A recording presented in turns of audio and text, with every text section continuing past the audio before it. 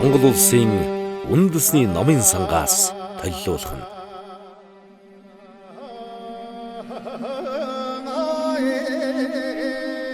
Дуутын хаднаа халахын цогт хунтайжин бичээс хийсний 400 жилийн ойд зориулвэ.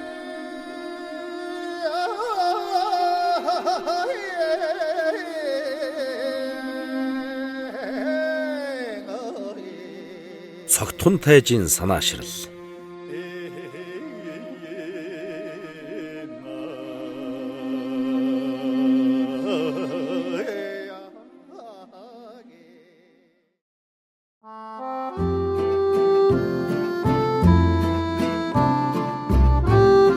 Францын нийслэл Парис.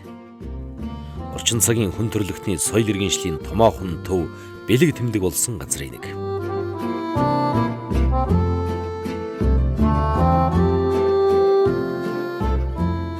Эйфелийн цамхаг, Шон де Марсаас холгүй орших Нэгдсэн үндэсний байгууллагын харьяа боловсрол шинжлэх ухааны соёлын байгууллага буюу ЮНЕСКОгийн төв байр.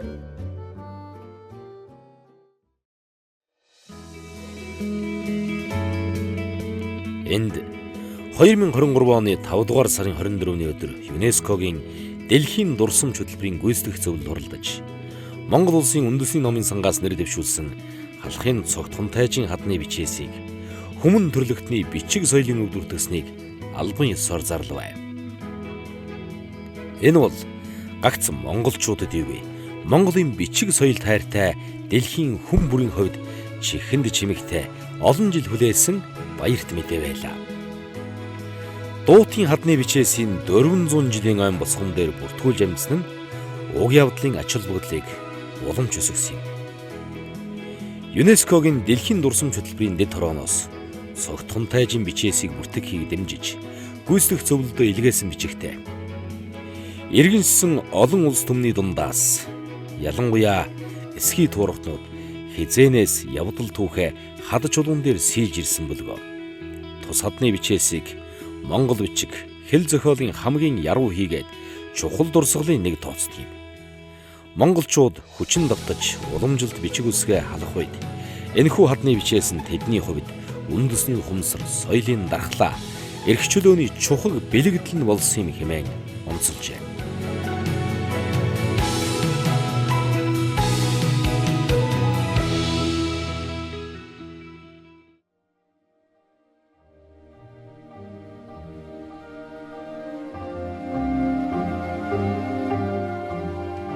Үл арилж гэгээ наран тодорсон мэт мөс хайлж тунгалаг мөрөн урссан мэт халахын цогт хунтайжин хадны бичээс дэлхийн соёлын өвөр бүртгэгдсэн нь ийм буюу.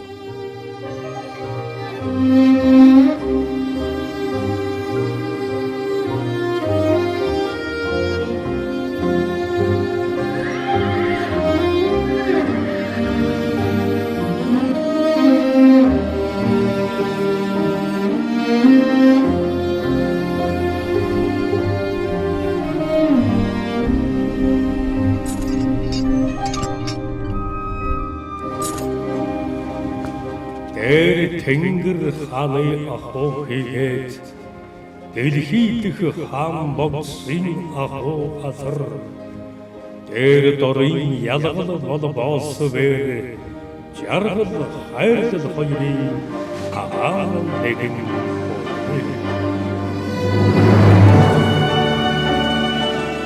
цогт хунтайжин эдгээр үсийг тэртээ хулган жилийн хавар хаднаас хийснээс хойш өдгөө 400 хавар 400 он улиран уджээ. 400 оныг 760-аар өртөөлөн ирэхдээ манай Монгол ялалт мандлын яруу түүх болонч мөн ялагдал доройтлын гашууныг баггэлтгүй ямсжээ. 760 400 оны өндрөөс харахад 60 100 бүрд сэцэн бэлэгт сай төшмөд чин зоригт баатад ноёд бэлэгт яруу найрагч шажин номын мэрэгд олон байх хатал бид чухам юуны учраа цогт хунтайжиг санагалзаж яруу шүлгээс нь онгод онэрж намтар түүхээс нь үннийг хайж хариу нэхнэв. Улс Монгол маань хаанаас ирж хаашаа зүгэлнэв. Юуг онож юунд осолдов.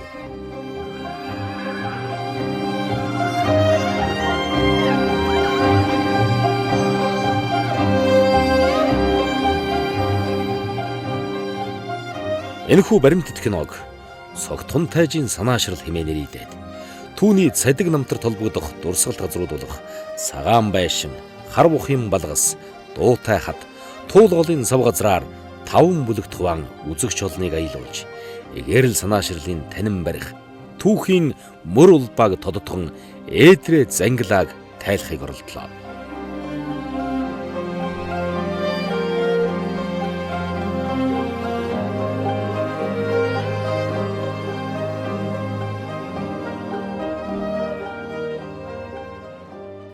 Хун тайжийн уг сурвалж буюу эхэн ганц хүүхнээ хайрлах мэт тэргүүн бүлэг.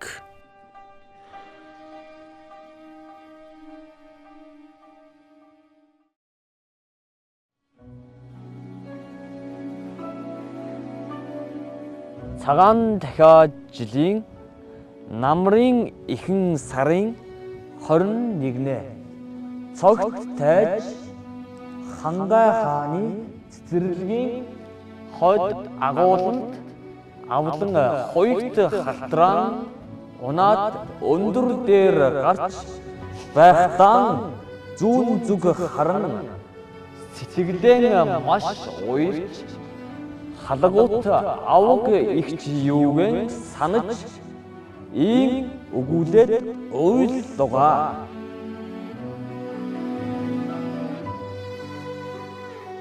Дуутын хар чулууна 400 жилийн тэртээ 1624 дугаар он сийлсэн энэхүү бичээс бол түүнээс 3 жилийн өмнө буюу 1621 оны намар цогт тайж онон мөрөн тийш онуудын газар бэр болон одсон халуун дотны авгагч юугэн үейлэн санагалзах хинэрхээр сэтгэл машид уярч хайлан хэлсэн шүлэг.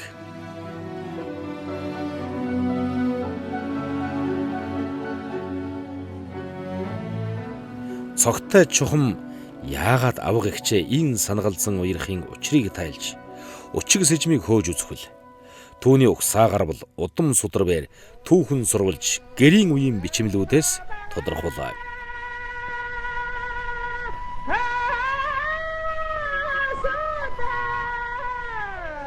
Аргын тооллын 1581 он бэлгийн улирлын 10 дугаар жарны цагаагч нь төмөр могой жил юмсанж Хангай хааны нутаг Хатан туулын хөвөнд халахын Автай сан хааны төрсөн дүү Баарай хошуучийн гэргийн чин тайхуу хатны хэвлээс нуган хөвөө мэндэлсэн нь хожим Монголын төр болон бичгийн их хүмүүн яруу найрагч, соён гэгэрүүлэгч, шажин номын зүтгэлтэн Монголын нэгдсэн төрийн төлөө оюун бэлэг амь нас юугаан үл хайрлсан халахын цогтхон тайж хэмээн түүхэнд мөнхөрөх хувь зохиолтой ажээ.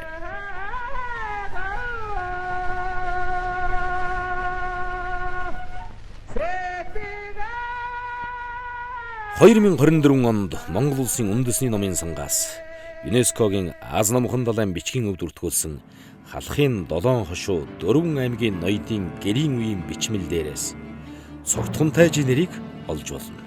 Цогтхон тайж бол Богд Чингис хааны шууд угсааны 19 дэх үеийн аж. Улмаар Хубилай Сэцэн хааны 17 дахь, Хайсан Хөлөг хааны 15 дахь, Хүсэл Хутагт хааны 14 дэх үеийн тайж мөн бөгөөд Батмунх даян хаан бол түүний хуланц. Ар халахын анхны ноён Гэрсэнц жалайр хүм тайж түүний элэнц. Ар халахын Автай сан хаан түүний авга ахны.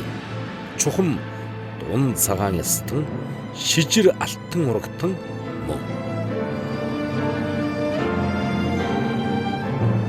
Түүний жинхэнэ нэр нь Түмэнхэн. Монголын гэрийн үеийн бичмэл түүх шашдарт Хубилай Сэцэн хаан, Батмунх даян хаан, Ноонхуу үйзэн ноён гэх мэтээр эхлээд жинхэнэ нэр залгаад чимэг цолыг хэлж бичдэг уламжил ёсоор Түмэнхэн цогт хунтай чимэн бичдэг тул Түмэнхэн бол эцэг ихэн хайрлсан нэр. Харин цогт хунтайж бол төрөө сулгасан чимэгтэй цол юмсанж. Жалайр хунтайжийн үр ач нарын дунд цогт хунтайжаас гадна Түмэнхэн нэртэй 2 ч хүн байсан нь цогтайжийн авгах Түмэнхэн хөндлөн цөөхөр ноён мөн өвг эцэг Ноонхуу эзний охин дүү Түмэнхэн Абай нар билээ. Цогт хунтайжийн сэрүүн ах үед бичсэн ч байж мэдэх. Эртний Монголын хаадын үндэсний их шар дуужид Гэрсэнз жалаар хүнтэйжийн 7 хөвөн ач нарын тухайд хэдэн хатан охид хөвүүдтэй байсан. Хаттаа хаанаас авч охидоо хэнд өгснийг нэн тодорхой өгүүлэх мөртөө баарай хошуучийн тухайд маш цонхон. Хатан чин тайхуу хүү цогт хунтайжийн тухайл байдагт хачирхах зүйл байв.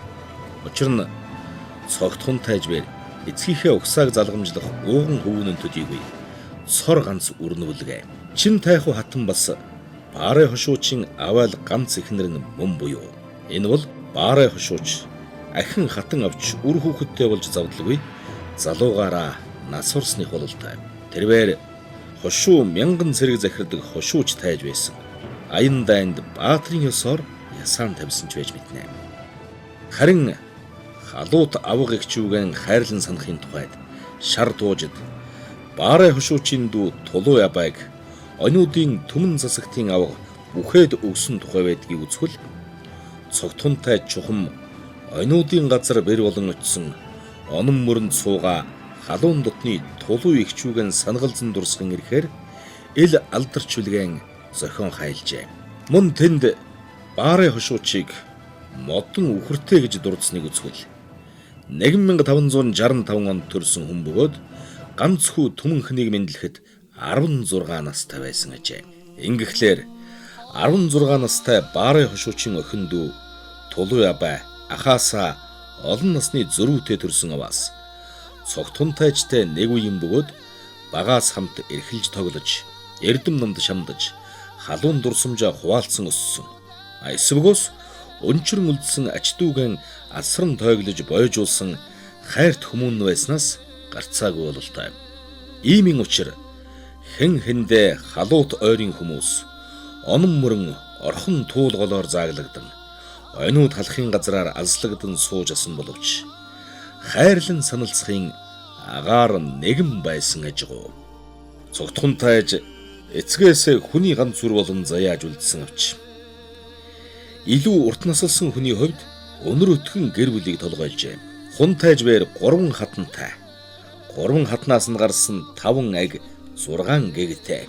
Ихэрсийн хучуу бэжээс очир арслан тайж, арнаа эрдэн бадмаа сэцэн дайчин.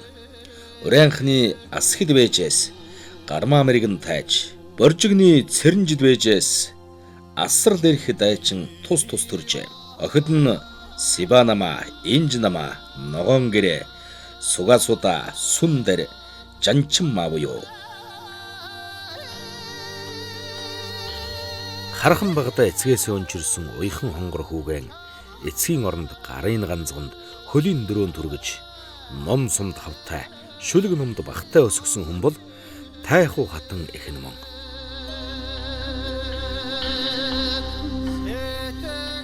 Цогтхунтай хожим халуу тавгагчэн. Энэ биедэн эс цолголцоос эгүүнээс хойш төрөл тутамдаа эхэн гагц хүүхнэн хайрлах мэт элдэг үеэлэр туслалцах болтугай хэмээн сэтгэл эрэхгүй ерэн шимширмээр зүйрлэн жүлгэлэхтэй. Хүний ганц үр ихтэй ямархан эмзэг эрхэн болохыг хайр илбэрэл төгс хатан ихээрэн үлгэр болгон жишиж хэлсэн байхаас зайлахгүй.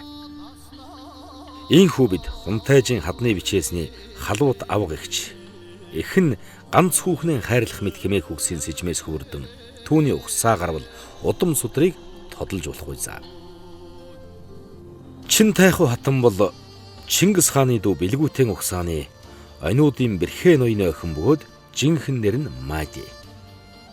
Монголын сурвалж тайлын гэрт гүнжин ёсоор хүмүүжсэн гоо үсгэлэнд чин тайхуу хатан байр бичиг номд боловсрсон Бурхны шажинд хичээлтэй эмэгтэй явжээ.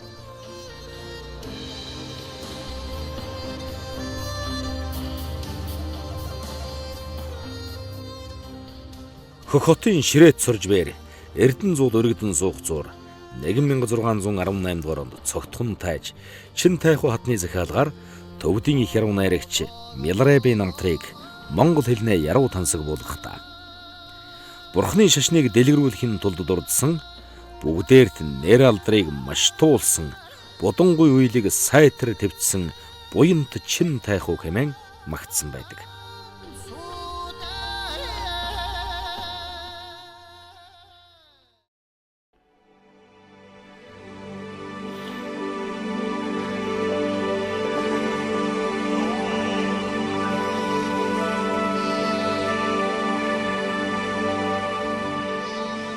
Цогтын цагаан байшин хэмээн дуурсаж үлдсэн Самиа хийдийг эрдэмт Чинтайху хатан хүү Цогтун тайжин хамтаар 17 жилийн турш зохицлоо. 1617 онд дүүргэж шашин номын томоохон төв болгосон түүхтэй.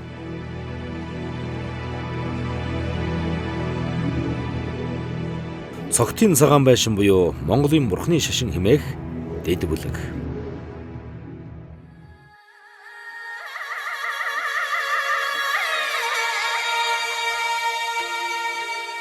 Туулын усыг дагсан тосон заамар нутаг. Гол мөрөн тал хээр, ой цэцэрлэг тэгш хосолсон, хүн ардан чирэг, мал сүргэн тарган, шамдас түлгэн хурдан, малчин Монголын бүхий л хэрэгцээг хангасан буянт хөдөө нутаг билээ.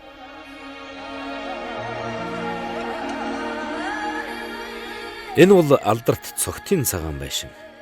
Булган аймгийн Дашинжилэн сум, Төв аймгийн Заамар сумын газар нутгийн Гагнаа залгаанд Туул голын эрэг хөвөө халдууны зүрх хуулын үр төршин. Он цагийн урт цагаан байшинд даанч өршөөлгүй ханджээ. Нутгийн малчид эвдэрхий цагаан байшин гэж ярьдаг байсан аргагүй юм гэж шүүр салдмаар.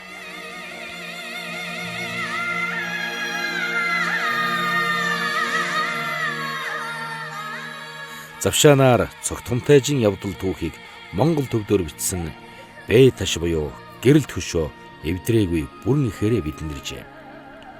Цогтун тайжин хэрхэн бурхны шажныг мандуулж сүм хийдийг байгуулсан явдал түүхийг ярихдаа бид чухам энэ бичгээс ишилдэг. Бэй ташд бичснээр бол энд 400 гаруй жилийн тэртээ халахад гайхагдсан үдсгэлэнт сайхан Самиа нэрт улааны хийд цогцлон байжээ.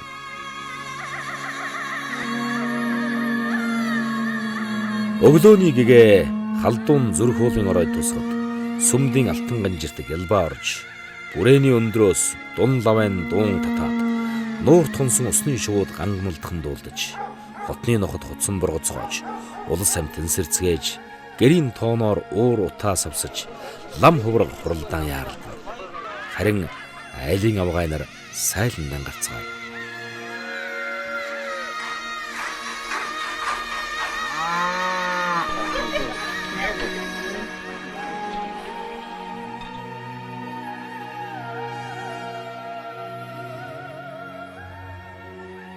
Анх сэтгэшгүй чандман сумыг барьж эхэлснээс хойш эххүү хоёрын 17 жилийн шамдал хичээлээр хийдийн 6 сумыг 1617 он гэхэд бүрэн цогцлоожээ.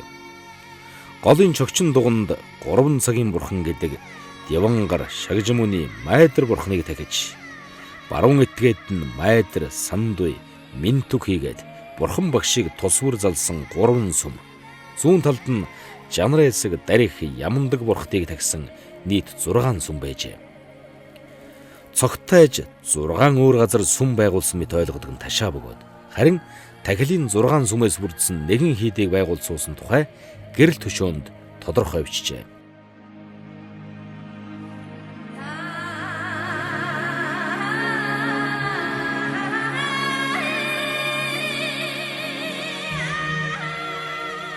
Цогтун тайжин хошуу нутаг, орхон туулын бэлчир, Хангай хаанаас эхэлж өмнөд хязгаар нь элсэн манхан говид хүрнэ. Албат харьяат нь эртний Монголын горл ус гэрүүд. Горл ус гэрүүдийг Жалайр Хумтайжин хатан хай их тайху аваал нөхрөө насварсны дараа Цогтайжин өвг эцэг Ноонху үйзэн ноёнд хувь болгон өгсөн байдаг. Бэй ташд хятадын мэрэгэн чулууч мөн горл усын чанам новш, горл усын чимэх дархан, гэрүүдийн хүнд дархан зэрэг хүмүүсийг онцлосныг үзэхэд Самиа хийдийн барилгад хятад урчуудаас гадна басгүй нутгийн ард горл ус гэрүүд ажлын голыг нугалсан бололтой. Үүнээс 10-20 жилийн өмнө барьж цогцлоосон Бат Эрдэнэ 100 хийдийг барихад хятад барилгачид мөн оролцсон байдаг. Энэ Бэй таш чулууны төвд бичгийг 1618 онд Цогтун тайж Чинтайху хатны захиалгаар Мялын буман дуулыг монгол хэлнээ хөрвүүлсэн Ширээтэд сорж бичсэн нь тэрбээр мөн эххүү хоёрын урилгаар Цогтын цагаан байшин Самиа хийдэд сууж шашин номын үйлийг дэлгэрүүлж байсан нь илэрхий. Гэтэл Ширээт сорж бол Монголын шарын шашны өлгий газар гэж хэлж болох Хөх хотод суудаг. Мөн 3 дугаар Далай ламын шав итгэмжит төлөөний хүн байсан гэхээр тэр үед Монголд улаан шарын ном 50 найрсаг оршиж байсны шинжээ.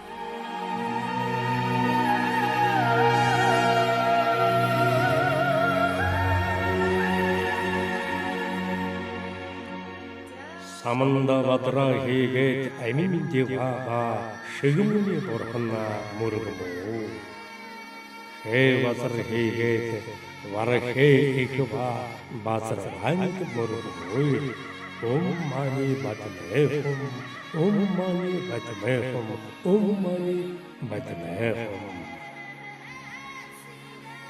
Шингис хааны үр очир хааны гач халахын согт тайчин зарилгаар дайчин хя Гүнбаатар хоёр Монголын хотогдох хааны учраа Шингис хааныг төрсөн усан мөрөн жилээс ямагш 464 жил болсноо. Жилийн их модон хулган жил.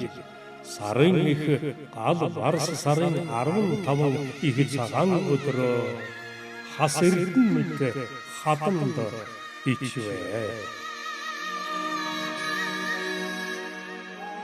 Халахын цогтхонтайжин хадны дунд бичээс нь Хутагт хаан зориулсан бичиг учраас эдгээр бурхтыг Хутагт хаан хатны хамтаар авшиг хүртсэн дарааллаар буюу хаан төрийн ёсоор эренбэлсэн бурхад гэж үзүүштэй. Нэгдүгээрт хамгаар сайн гэгч Самандбадраа буюу Самгардаар Самантабадраа төвдөр гүн самбуу болвоос хөхөвит бодсодва бөгөөд тарны ёсны дээд шүтэн нүлгөө. Хоёрдугаарт саглашгүй гэрэлт гэгч амин даваа буюу Самгардаар ами таваа болвоос урт насны шид өвдөс сойрхогч авид бурхан. Гуравдугаарт шигэм үний бурхан багш. Дөрөвдүгээрт баясгаланд очир гэгч хэ базар буюу Самгардаар хэ бажра болвоос тарны ёсны тэнцэшгүй дээд догшин сахиус үлгөө. Тавдугаарт варахэ их буюу Самгардаар Важра варахэ болвоос охин тэнгэр бодсодва. Очир баригч мөн нууцын эзэнгэгч Очирван буюу Самгардаар Важрапаны болвоос сайныг бүтээж саарыг устгах хүчин чадалтай догшин сахиус үлгөө.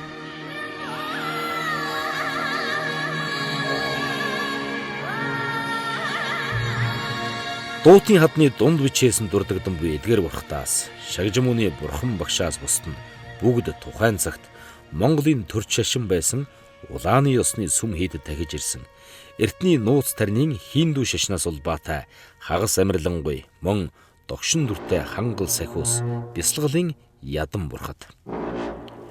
Монгол орноо бурхны шажин анх нууц тарны ёсоор дэлгэрсэн.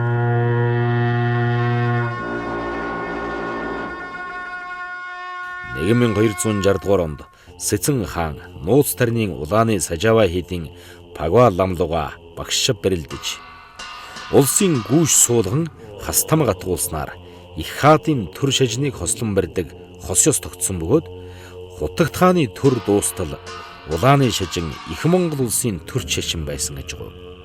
Харин халахын Автай хаан Далай ламтанд бараалхаж хаан цулавснаас хойш шарын шашин халах Монголд улааны шашин луга адил төрийн шашин болжээ.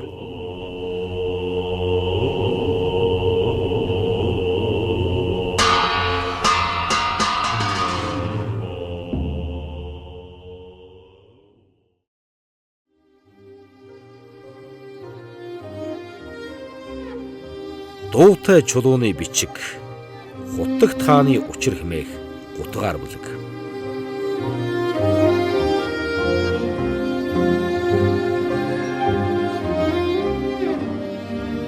Энэ бол алдарт дуутын хар чулууны бичээс цогтын хадны бичиг. Дуутын хадны шүлэг хэмээн олноо алдаршсан энэхүү бичээс одоогийн Төв аймгийн Дэлгэр хаан сумын төвөөс 20 гаруй километр зайд Тарамцгийн уулын Шувтраг Хутаг уулын өрд цохиход хан хийсэн дуу аваа гарах гаднаа хар боловч дотроо цагаан өнгөтэй өвөрмөц содон тогтцтой хаднаа сийлэстэй бий.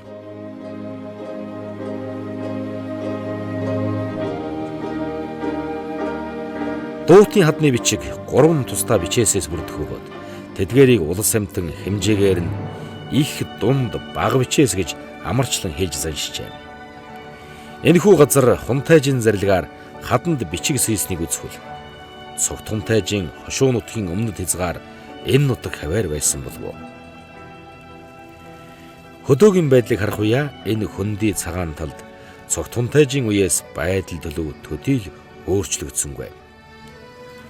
Унаар зэрэглэн дундах сумдлаа уул толгод нь анайл алсад суунаг татуулан мяралдсаар даваагүйн дундах намхан хадасх нь адууны хомоол шиг армаг тармагхан.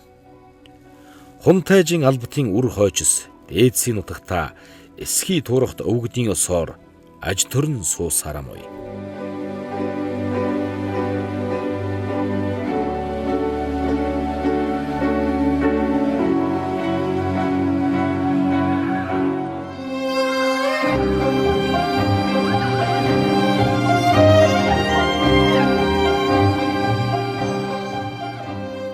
Хас эрдэнэ мэт хаднаа 400 жилийн өмнө сийлсэн шүлэг бичээс тугаархан цагаан цэр дээр бичиж өргөсөн мэт тодхон зайлалзаж хүний нүд баясгаж сэтгэл хөгжөөсөөр тал хээрийн анир чимээгүй гэж агнаарахад алсад алах цүүцний зөөлөн тогших чимээ сонсдох шиг. Хаврын тэргүүн сар гарч өрн цаг эхэлсэн ч хөндийн жавар арилах байгаач вэ. Шөндөө яггүй жиндүү хонох өдрүүдэд Хунтайжийн шадар нөхөд Дайчин Хя Гүн Баатар хоёр эзнээсээ тушаал авч хаданд бичээс сийлэхээр энд буудалцгаажээ. Чингэхдээ Дайчин Хя дүү Амар Хяг дагуулan иржээ. Дунд бичээсийг жилийн эхэн хулган жил, сарын эхэн бар сарын 15-нд, их бичээсийг 18-нд сийлжгүй. Бар сар бол манай монголчууд Богд Чингисийн үеэс аваад цагаан сарын баяр шин жилийн тэмдэглэдэг хувь сар үлгэ. Төр төмбөгөр ёс ямбгар. Тэд гурав эхлээд өдрийн сайныг өнжин хүлээж хаврын тэргүүн сарын шинийн 15-ны үлзий цайн өдөр Лэгдэн хутагт их хаандан зориулан дунд бичээсийг сийлж гүйцээсний дараа их бичээсийг 3 өдрийн дотор сийлж дүүргэжээ.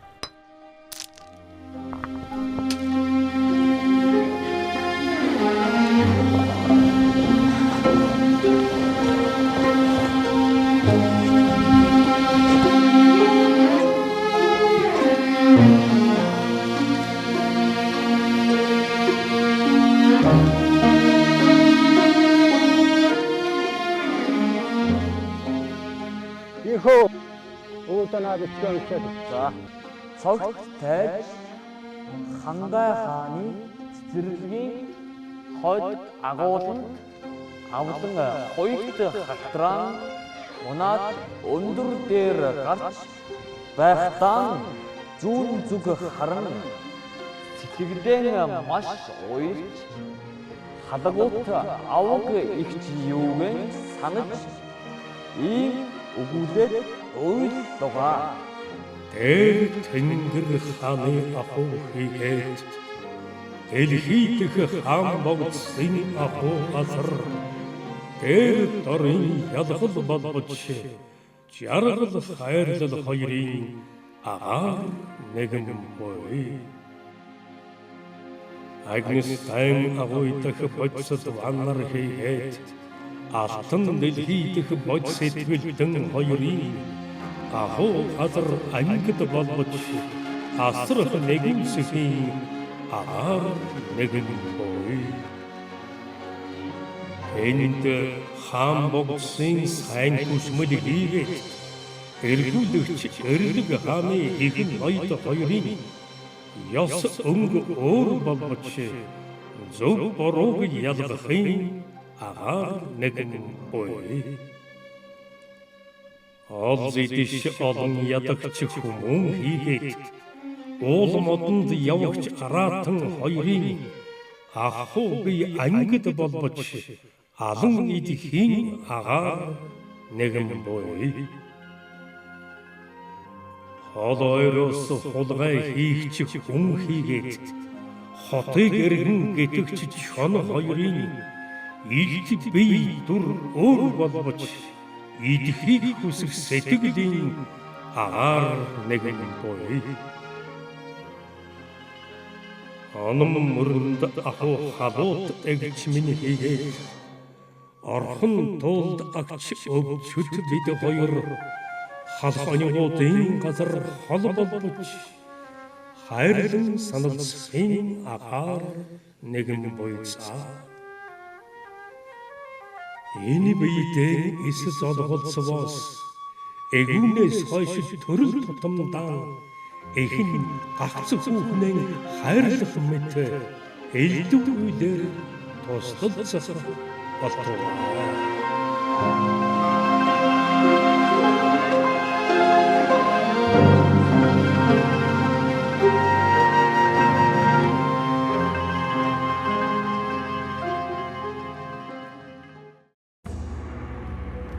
Их бичээс нь цогтхун тайжбэр эртний нартаж агар цас төвдийн Галидас Шантидива Мялбогдын шүлэг дуунаас онгод оюунаас сэргээж тэнгэр газар бурхад хүмүүн хоёрын холбоо хамаарал хорвоогийн язгуур мөн чанарыг шүлэг уянгаар дэнслэнгээ улас гэр юугэм бод сэтгэлийн өсөөр шудрагуу засахын учир юг хэлсэн ажгүй.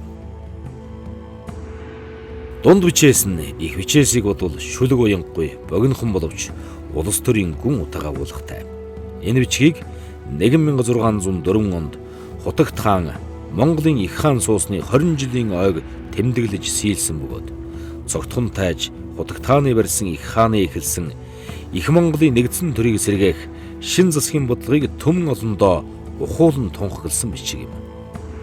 Мөн дунд бичээс нь дурддагдан буй бурхт нь Бурхны шашны улааны ёс тухайн цагт Монголын төрийн ёсыг төлөөлж байсны гэрч дохио болно.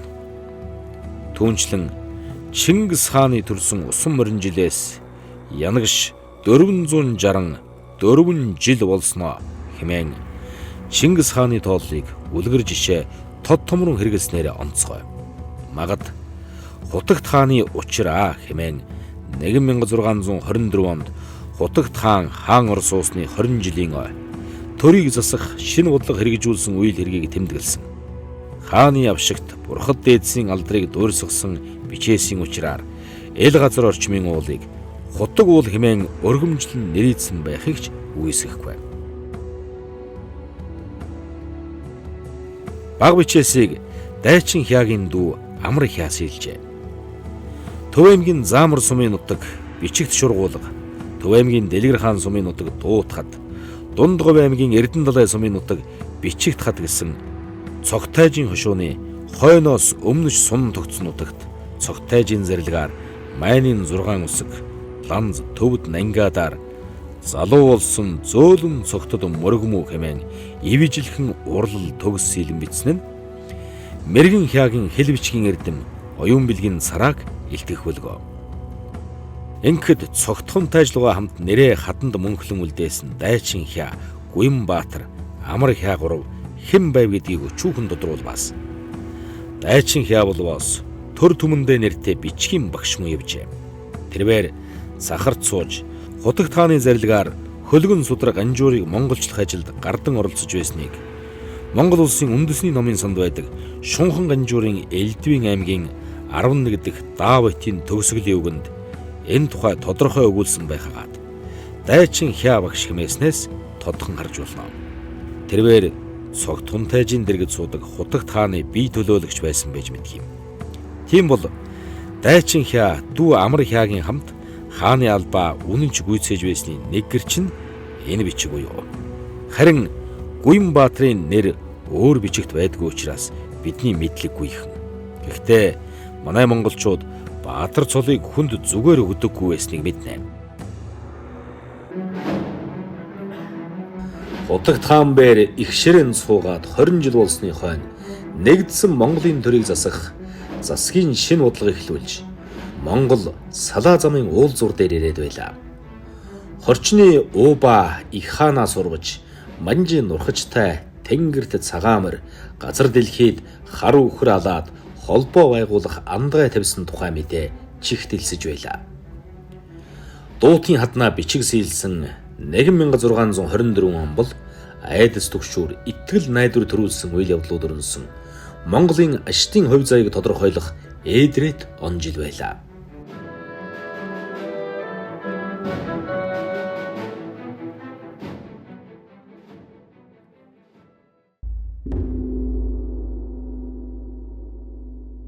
Хар бухын балгасан халах түмний цааз хэмээх дутгөөр бүлэг.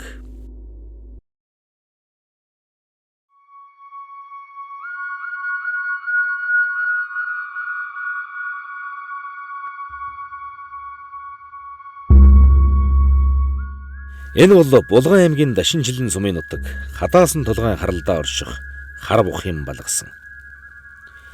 Хар бухын голын хөвөөнд буй учир ийм нэрийг авчээ. Эл балгас хятадны үед хамаарах боловч цогтайжин эзэмшил нутаг байснараа түүний намтар түүхтэй нэгэн Батсажмээр холбогдох учиртай байжээ.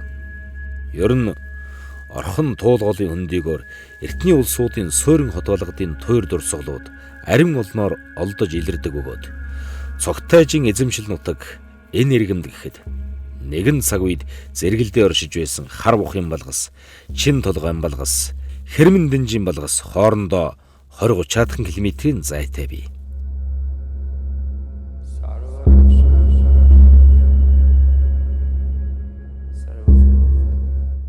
(10-11-р зууны хятадны үеийн эл балгасыг 16-17-р зууны үед сэргээн босгож, бурхны шашны сүм хийд сат сувраг босгож, хурал ном явуулж байжээ.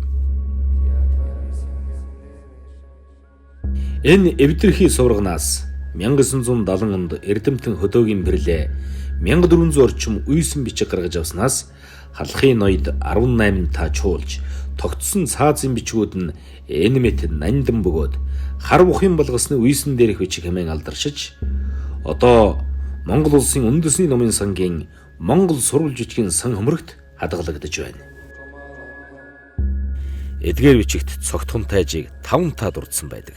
Жишээлхэд 1614 оны намар буюу модон барс жилийн намрын адаг сарын 1-нд Алтадын гол дээр чуулган чуулж цааз нийлсэн халахын зүүн гарын 24 ноёд дотроос цогтхон тайжийг Автайсан хааны ач Түшээ таан гомбодорж түмэнхэн хүндлэн цөөхөр ноён дайчин хүн тайж далай эсэцэн хүн тайж шолойн дараа 5 дахьт нь бичснийг үзвээс халахад хүн тайж эрх тушаалыг атгасан их ноён байсныг илтгэнэ.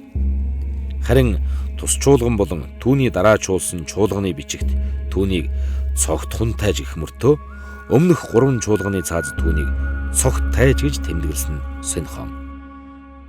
Намрын адаг сард Алтадын голд чуулахаас хэдхэн сарын өмнө буюу 1614 оны хавар сайхны сүмийн өмнө нийлсэн цаазын бичигт түүнийг цогт тайж гэж бичсэн байна.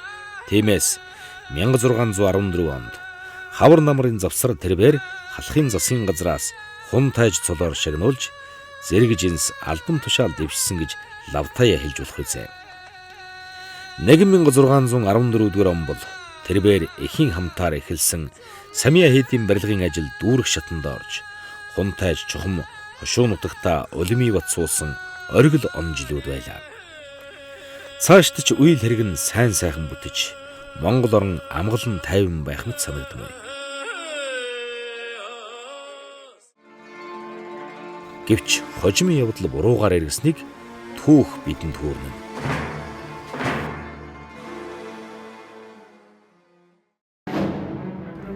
(16 дугаар зууны сүүл бол Шингис хааныг дагаж төр улсыг байгуулсан Гавиат 95 мянганы ноёдын үр хойчос үе үлрэн захиран сууж байсан Монголын бүх овог аймагт алтан ургийн тайж нарыг ноён суулгаж их хааны шууд мэдэлд оруулаад Даян хааны эхлүүлсэн дайн тэмцэл шувтарч байсан үе.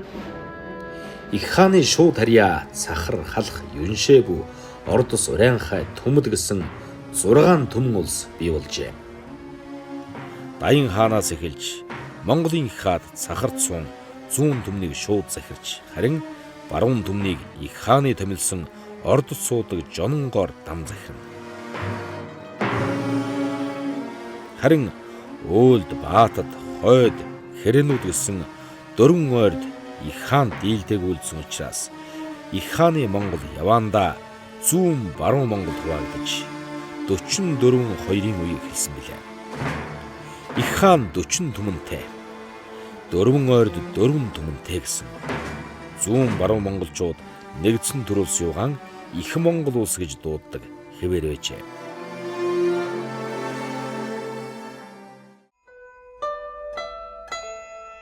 Арван дугаар зуун гэхэд хүчирхэг явсан Даймын улс сүр сүлд муудаж нэгэнт уруудах замдаа ороод байсан бол харин Монголд Цахараас бусад 5 түмний ноёд Их хаанаа Цахарын хаан гэж дууддаг. Алба татвар барих хаан цааргалдаг болсон цаг билээ. Ийхүү Их хааны засаг суларч Их Монголын төр жижигэр сэр байлаа. Зүүн зүгт Манж гэж шинэ улс мандаж, умар зүгт Цагаан хааны хасаг дээрэмчид Түшээт хааны нутагт байгаль далайд өнгөлзөж эхэлсэн үед энэ байдалд амжирвал монголчууд харитны олзуулах нь тодорхой байлаа.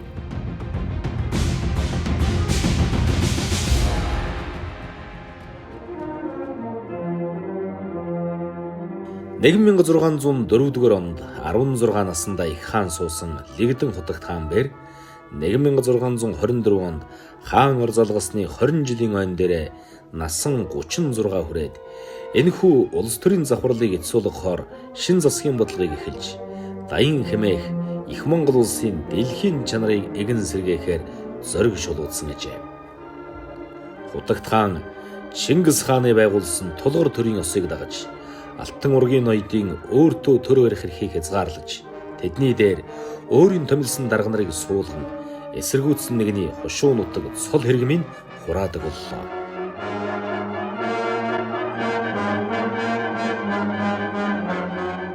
Мөн Төмдийн Алтан хаан халахын Автай-сайн хаанаас эхлэн Алтан ургийн ноёд Их хааныг алгасаж Далай ламаас хаан цул хүлээдэг буруу ёс тогтсныг халахаар Хотогт хаан Гэлэгвагийн ёсыг хазаарлах бодлого барьжээ. Хошуу нутгаа алдсан Алтан ургийнхан дуугаан авалцсан өөрийн төрөө эвдэж төрсөн төрлөө үл танилаа. Ялгүй хүнийг ёсонгүй байдлаар булаав. Даян хааны үр ач нарын дээр харц хүмүүнээр дарга тавилаа гэж гомдол тоочин Манжийн Нурхачийг дагах эсвэл халахын зүүн гарын нутагт олноор ирж суух болсон юм. Цогтхон тайжбэр Хотогт хааны засаг төрөө шинтгэлийг тууштай дэмжигч хүний хувьд халах нутагт Их хаанаас зайдсан оргуул цагаачдын оргонол ирдэг газар болж эхэлсэн эрс эсрэг үүсэж тэмцсэн нь явандаа халахын ноёдын дунд ад шоо үзэгдэх гадуурхагдж эхлэх гол шалтгаан нь болжээ.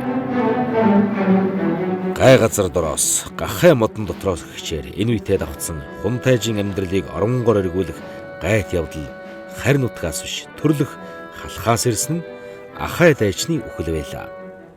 Ахай дайчин бол Жалайр хүн тайжийн 3 дахь үеийн ач хонгор сэцэн жононгийн дэд хөвөн Цэрэнгяв Ахай дайчин дарын юм.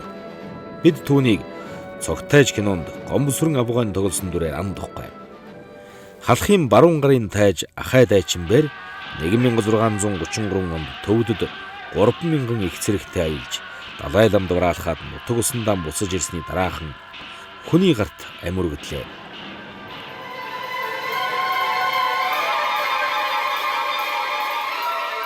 Энэ хүн амны хэрэгт Цогтхон тайжийн нэр холбогджээ. Энэ явдал халахын зүүн баруун гар даяар цогчоосон хэрэг боллоо. Халах ноёдын үгээр бол Цогтайж Манзуушрын хүрээг тогтолсон л юм. Шашин төрдөг эм хийсэн л юм. Халах долоогоос буруулсан л юм. Гэвч Цогтайжийн явдал түүхийг халуун мөрөөр нэхэж дэлгэрэнгүй шудраг битсэн гэдэг 5 дугаар Далай ламын намтар зохиолд Ахай дайчныг Цогтайжийн хөвөн Арслан тайж хуурч алсан. Далай ламтан талигаачийн хойноос ерөөл уншсан гэж бичснийг үзвээс. Хун тайжийн ууган хүн хэргийн гол эзэн байж. Цогтхон тайж тус хэрэгт шууд биш дам холбогдсон хэдий ч хошууны тайж учир чухам түүнд төрлөөн алсан ялт болгожээ. Тэр цагт халахад тайж хүний гараас амир өгдөл буруутны хошуу нутгийг хурааж хөөгд. Хураасны талыг амир өгдсөн тайжийн арга иртөх хатуу цаацтай байжээ. Энэ бол 1614 он буюу модон барс жилийн намар Алтадын голын чуулганаар нийлсэн саазын бичиг. ноёд биеийн алалцваас хар биеийн хөөж орхий хамаг улсыг авч хуваай хагасын алуулагч ноёнд өгөй. Тус цаазад нэгдсэн ноёдын дотор цогтхон тайжийн нэр байна. Нэгэнт халахын хаад ноёдтой харьцаа муудаад байсан цогтхон тайжийн хувьд Ахай дайчны үхэл чухам гал дээр тус нэмсэн мэт хэрэг боллоо. Ноёд араашудан хавирцгааж байлаа. Хошуу нутгаан хураалгаад хөөгдөхүү эсвэл албат иргэдээ аван халахаас зайлан удах уу? Ийн бодлого олж суусан хүн тайжаас Замб хаан тэргүүтээ төвдийн засгийн газар өмг гуйж төвдөд сэргээн оруулж улс орныг амаржуулж өгөхийг хүссэн албан бичиг ирж мөн Монголын хутагт хаан бэр их цэрэг албат харьяатан аваад Хөхнуурт морилж явааг мэдээд тэрбээр Хөхнуур цас төвдийн зүг хөлгийн жолоозуулахаар шийджээ. Цогтхон тайж тухайн цагийн Монголын улс төрийн байдлыг сайн мэддэг. Өргөн цар хүрээтэй сэтгэдэг үний хувьд Даян хаанаас хойш 6 түмнийг өөртөө засах хэрэгтэй ноёлж суусан тайж нарын онцгой эрхийг даруй зогсоохгүй яваас Монголын төр улс жижигэрч яваандаа бусдын идэж болохыг ойлгож байлаа. Тиймээс Хутагт хааны эхэлсэн Монголын шашин төрийг шинээр засаглах бодлогыг тууштай дэмжиж хүчээ өгсөн. Чингэхдээ тэрбээр өөрийн эрх хямбнаасаа татгалзахад бэлэн байлаа. Харамсалтай нь Хутагт хааны хамтаар эхэлсэн үйл хэргийн гүйцээж чадаагүй нь чухамдаа Монголын эмгэнэл болж төгссөнийг түүх үргэлжлүүлэн хүүрнэх болно.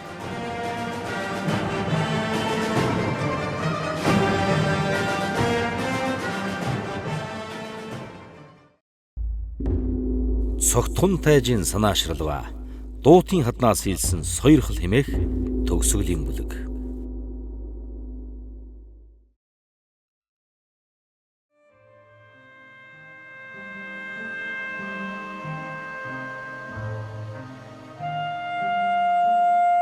Заамар нутгаас уламжлагдаж ирсэн болон харагчин дахиажил буюу 1633 онд бичсэн 16 шатн бүтэн олдсон шүлгийг цогтхон тайжийн уянга шүлэг гэж үздэг. Цогтхон тайж өр хар загас өгөөшөнд орон тарчлахын адил халахын ноёд тавчигдах хатуу цаазад шахагдахын эрхээр адал мал албат иргэдэн аван уугуул ус хатан туул суугуул нутаг хангай хаан юугаан орхин алс холын Хөхнуур тийш хөдлөхийн үес сэтгэл зүрх нь уярын шимширч төрж өссөн нутаг усаан багтан шүүр салдаж их Монголын хаан төрийг төвшөтгөн засах Хутагт хааны шин засгийн бодлогыг шулуудах их үйл хэрэгт нэгэн мөрийн хүчийг өргөж элдэг самууныг зайлуулж ирээд эсрэгэндээ мэн дээр эгж ирэхийн эгэн зулгахын өрөөл талбиж уярал гуниг халуун илгээр дүүрэн санаашрал шүлэг уянгыг хайлан үлдээжээ.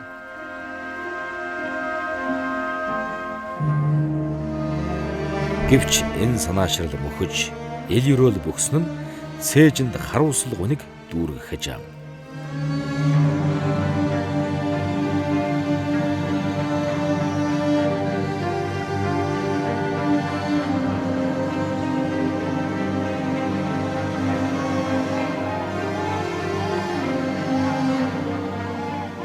Цогтхон тайж адуу малаан тун ботготыг уйлуулж албат ардаан аван богтохтыг уйлуулж төрсөн элгэн нутаг усаан орхин нэгдсэн Монголын төрийн төлөө 1633 дугаар онд Хөхнуурыг зорьсон авч Хутагт хаан 1634 дугаар онд эдгээр 45 наснда гэнэт тэнгэрт хайлан одов. Олны хилэлцэх нь цэцэг өвчнөр өгсөн лгэнэм учир битүүлгээр алагдсан лгэнэм ордсын ноёд хойвилдсан лгэнэм.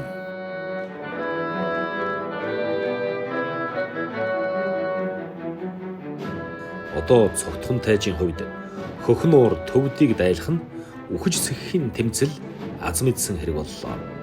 Тэрбээр зорьсон хэргийнхээ төлөө Хөхнуурыг эрхэндээ хурааж өөрийн халах хошуу албатан эмхлэн засаж суусныг 1637 оны өвөл хошууд халах хойрдын холбоот цэрэг дайлаар ирж их байлдаан болов. Үүнийг 44-2 цогтод мордсон хэмээн түүхэнд тэмдэглэн үлдээжээ. Энэ байлдаанд цогтхон тайж 56 наснда Баатар хүний ёсоор өхөв.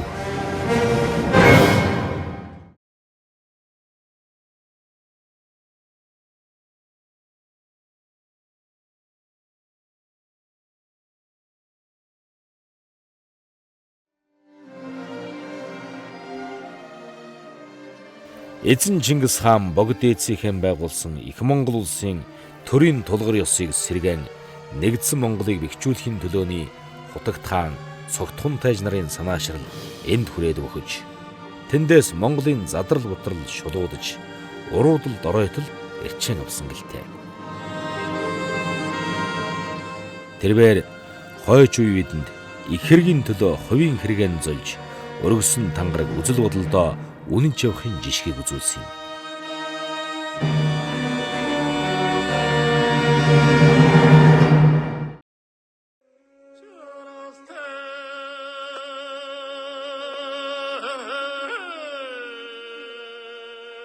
Түүний санаашрал шүлэгт гарч буй Хунтайжийн өлгийн нутгийн дийлэнх нь одоогийн Төв аймгийн Заамар сумын нутаг дэвсгэрт багтан буй. Заамар сумын төвөөс баруун өмнө Дулаан, зүүн хойно Сэрүүн хэмээх улирлын бэлчээр нутаг өвлжөхөд өгнүүн амгалантай, зусхад сөгнүүн жаргалантай оршин. Зундаа хатан туул эргэн халин нал шалуулах авч намартаа түмэн газрын хатлан дижээл өвөлдөө буман адууны бэлчээр нутаг болон бор болон цэлийнэм. Тохойрон урсах туулгал ангир галууд амцуулааж адуу малаан ундаална. Цэцэрлэгийн хойд ууланд авлан явсан хуйгт халтар алдарт хөлөг мөрийг оршуулсан домогтой бор булангийн долоон довн торой халсаас тодорном. Сэрүүнд зуссан айлын хоньны хүүхэд малын бэлчээрээр биеийг булхан тоглож гэмээр таарсан тойрон бүрдэнд тогруу шувуу намар орой буцхаа мартан үдэлнэ. Дайчин хя Гуян Баатар амар чолонбэр доргонтын шувтрах үзүүрийн бичигт шургуулгын байц хисаана Монгол ланз төвд нангадаар сэлсэнчлэн залуу болсон зөөлөн цогтод мөрөгмөө. Ангөрөө аян замд алсын бараа харсан цогтөндөр хаттан зэмсэгтэн сүндэрлэн. Ан амтан араатан жигүүртэн сүлжилдэж хурын үлс уулсын оройд сүлэлдэж ховь төгөлдөр цэцэг навч дэлгэрсэн өвөр ар 28 өгөөж хишгэн дэлгэнэм.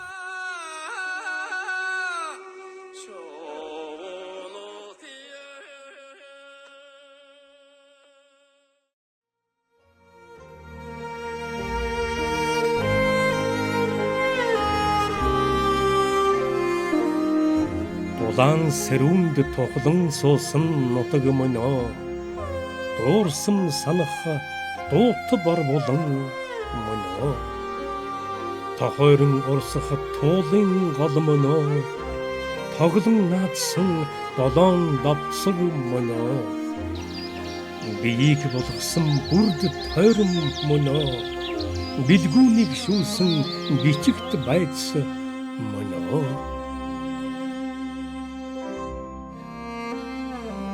харим бараа харсан хаст өндөр мөнөө харитны эсрэг хатамжсан хатан зэмсэгтэн мөнөө насны илгээн нахят 8 нууд мөнөө наран эсэн үр утаа мөнөө түүдгийн эзэн түшигч мөнөө харь шүүрсэн халуун хамаг мөнөө хагацсан холын зурмын үзүүрт өр харагөөшин дорсон дугаадэл элдвт самун зайлан одгойд эсрэгндэн эсэн мен дээр эгээх уулз тугай.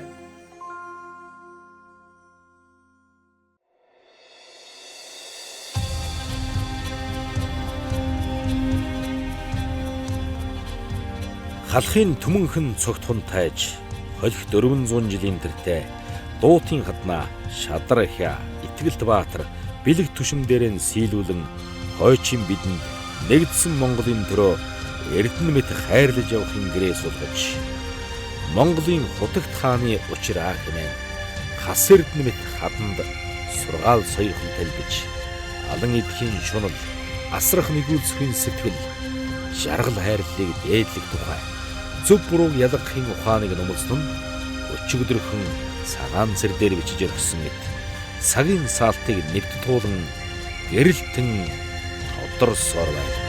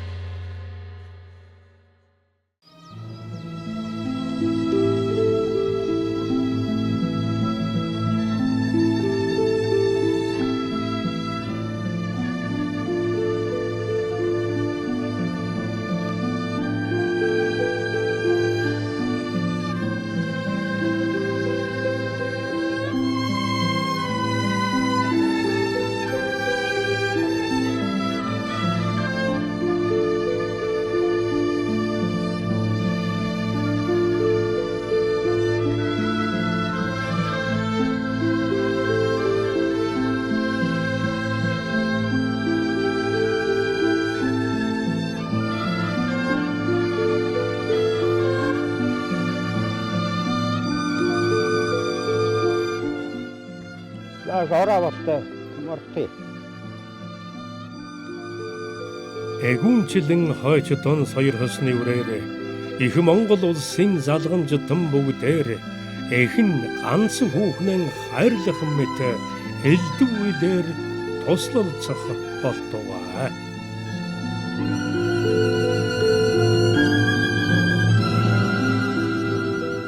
Залуу болсон зөөлөн цогтод мөргөмөө